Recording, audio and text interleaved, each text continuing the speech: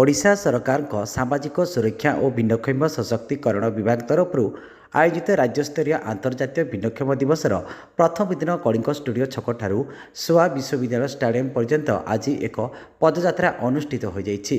एकाम्र भुवनेश्वर में मान्यवर विधायक श्री बाबू सिंह, भुवनेश्वर मेयर श्रीमती सुलोचना दास एवं निर्देशिका श्रीमती पारुल पटवारी गरिमामय उपस्थिति में पताका देखि पदयात्रा शुभारंभ करथिले।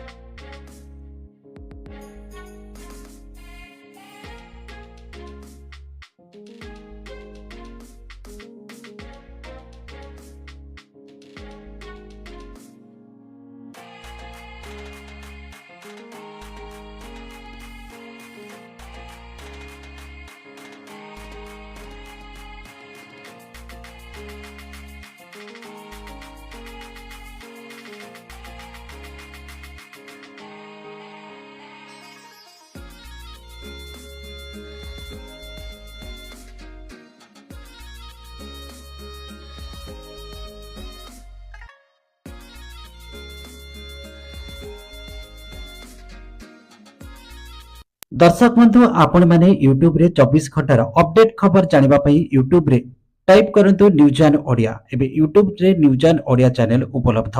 एतर उपभोग करंतु, देखंतु, जाडतु 24 घंटार अपडेट खबर। जदि आपनको हमर खबर प्रसारण भल लागिला लाइक शेयर कमेंट सब्सक्राइब करंतु। पार्श्व रे थिबा नोटिफिकेशन बेल उपरे प्रेस करंतु।